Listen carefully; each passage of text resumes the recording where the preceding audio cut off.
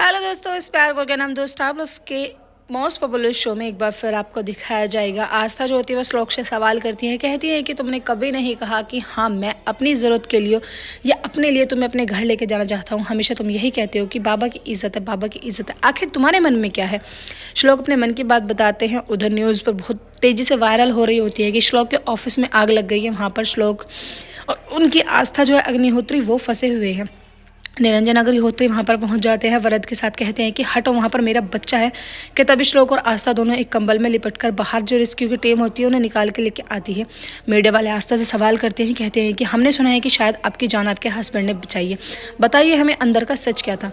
आस्था जो होती हैं वो सच बता देती हैं, कहती हैं कि हाँ मेरी जान इन्हीं की वजह से बची है और ये सिर्फ एक इत्तेफाक था कि मतलब हाँ जब हमारे ऑफिस में आग लगी हम दोनों आसपास ही थे। वैसे तो अंदर इतना दम घुट रहा था, अगर मैं अकेली होती तो शायद ना बच पाती, अगर श्लोक ना होते तो मुझे कोई नहीं बचा पाता। वरद जो होते हैं वो घर छोड़ने के लिए जाते हैं आस्था को। निरंजन जो होते हैं उनसे कहते हैं कि जाओ तुम आस्था को घर तक छोड़ के आओ। कालिंदी जो होती है वो सवाल करती है, कहती है कि तू श्लोक के ऑफिस में क्या कर रही थी, क्या तू श्लोक के ऑफिस में काम करती है? आस्था कहती है कि हाँ। तभी उनकी माँ कहती है कि तुमने मुझे क्यों नहीं बताया, बताना चाहिए था, इतनी बड़ी बात छिपाई। वो चिल्लाने लगती हैं। तभी वरद की जो आस्था के बाबूजी होते हैं वो कहते हैं कि कालिंदी इतना चिल्लाने की क्या ज़रूरत है, बच्ची है अभी डरी हुई है, घबराई हुई है, कल सुबह दिन में आराम से बात कर लेंगे। आस्था कहती है कि आई मेरा विश्वास कर, मुझे नहीं पता था कि वो श्लोक का ऑफिस है, मैंने सिर्फ कॉन्ट्रैक्ट साइन कर दिया था जल्दी जल्दी में, ये मेरी ही गलती की वजह से सब कुछ हुआ है। आस्था अपने रूम में चली जाती है। कालिंदी उनसे गुस्सा होती है, कहती है कि तूने मेरा विश्वास जो है तोड़ दिया है, क्योंकि मैं सब चीज़ तेरे भले के लिए ही कर रही थी, तूने तो मुझे ही धोखा दे दिया। अज्जू जो होती हैं वो आस्था को संभालने की कोशिश करती हैं, कहती हैं कि बेटा कोई बात नहीं, कालिंदी तो ऐसे ही करती है, मेरी जान बच गई। और कालिंदी को इसलिए गुस्सा आ रहा है क्योंकि मैं तो दादी हूँ, मुझे इतना दुख हुआ, फिर वो तो माँ है ना, उसे तो और ज़्यादा दुख होगा, तो हमारी आँख का तारा है।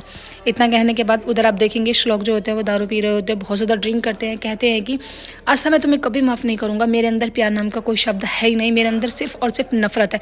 बचपन से ही श्लोक के मन में इतनी नफरत भरी हुई है कि वो प्यार के लिए जगह नहीं दे पा रहे हैं। आस्था सोच सोच के पागल हो रही होती हैं कि उन्होंने श्लोक से इतना प्यार किया, श्लोक ने उन्हें कैसा जवाब दिया। निरंजन जो होते हैं वो श्लोक के रूम में जाते हैं और जाके कहते हैं कि बेटा मैं आज तुमसे पहली बार कुछ मांगने आया हूँ, प्लीज़ आस्था को कैसे भी करके घर वापस लेके आ जाओ। तभी श्लोक जो होते हैं वो कहते हैं कि बाबूजी तुम्हें कुछ काम था तो मुझे बुला लिया होता, यहाँ पर हैरान होने की क्या ज़रूरत थी, क्योंकि श्लोक उस टाइम पर ड्रिंक कर रहे होते हैं और वो अपने बाबू को वचन भी नहीं दे पाते हैं क्योंकि उनकी मजबूरी होती है, कल उनकी हेयरिंग है, पता नहीं ऐसा क्या होगा। जो आस्था होती है वो भगवान के आगे हाथ जोड़ती है और फिर अपनी माँ से कहती है कि क्या माँ मैं आपसे तुमसे एक सवाल करूँ? वो कहती है कि हाँ बताओ बेटा क्या सवाल है। वो कहती है कि इस मंगलसूत्र का क्या महत्व होता है? सिर्फ काले धागे और काले मोती से मतलब पूरे जीवन भर का बंधन जो है बन जाता है। तभी उनकी आई जो होती है उन्हें समझाती है, कहती है कि ये मंगलसूत्र ही ऐसा होता है जो पति पत्नी को बांध के रखता है। हालांकि कहने को तो ये सिर्फ एक आर्टिफिशियल ज्वेलरी होती है, लेकिन ये जन्मों जन्मों तक का बंधन जो है बांध देता है। लेकिन इस बंधन का आपके जीवन में कोई महत्व नहीं है इस मंगलसूत्र का, क्योंकि श्लोक तो तुमसे प्यार ही नहीं करते हैं, श्लोक के अंदर तो सिर्फ और सिर्फ नफरत भरी हुई है।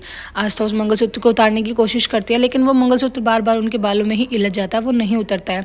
आस्था को समझ नहीं आता है कि आखिर क्यों नहीं उतरा। एपिसोड की रनिंग से होगी फ्रेंड्स, आने वाले एपिसोड्स में आपको दिखाया जाएगा। दोनों कोर्ट में पहुंच जाते हैं, जहाँ पर जज जो होते हैं वो अपनी मर्जी से इन पर फैसला थोपते हैं। कहते हैं कि तुम दोनों को देखकर मुझे नहीं लगता कि तुम दोनों आपस में एक दूसरे से नफरत करते हो, इसलिए मैं तुम्हें एक चांस देता हूँ। वीडियो अच्छी लगे लाइक करें।